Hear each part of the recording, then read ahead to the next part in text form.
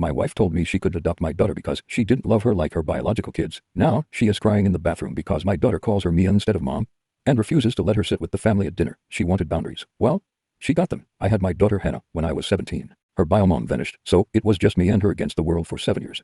Then I met Mia. Mia was perfect. She didn't run when she found out I had a kid. She embraced it. She walked Hannah down the aisle as her flower girl. We went on to have 2 more kids together, Emma and Tyler.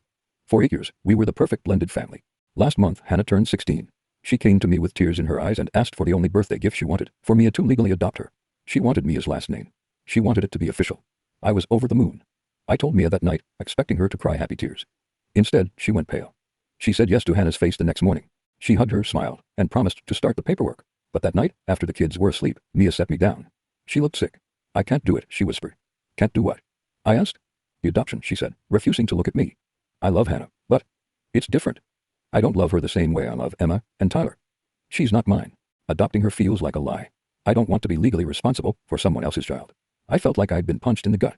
For 8 years, she played the role of mom. And now, when it mattered most, she was telling me it was all an act. I told her to keep her mouth shut until I figured out how to break my daughter's heart gently. But secrets don't stay secret in our house. 3 days later, I came home early to find Hannah sitting at the kitchen table. She was holding Mia's iPad. She wasn't crying. She was staring at the wall with a look of absolute emptiness. She had seen a text thread between Mia and her brother. Mia had written, I don't know how to get out of this. She's not really mine. I don't want to be tied to her forever. I love my husband, but playing mom to his teenage baggage is too much. Hannah looked at me. You knew, she said. It wasn't a question. Hannah, I was trying to protect you, I started. She stood up, put the iPad down gently, and walked out of the room. She didn't scream. She didn't slam the door. She just checked out. That night at dinner, Mia called upstairs. Hannah, dinner's ready, honey. Silence. Mia went up and knocked. Hannah, from behind the door, a voice cold as ice answered. I'm not hungry, Mia. Mia flinched. It was the first time in 8 years Hannah hadn't called her mom. The next morning, it continued. Mia, can you sign this permission slip? Mia, are you moving your car? Every time she said the name, it was like a slap in the face. Mia tried to laugh it off, acting like it was just a teenage phase. But then came the school play. Hannah had the lead role. We all went. After the show, we were taking family photos in the lobby. Mia put her arm around Hannah, beaming for the camera. So proud of my girl, she said loudly for the other parents to hear. Hannah stepped out from under her arm. She didn't make a scene. She just moved next to me and pulled Emma and Tyler close.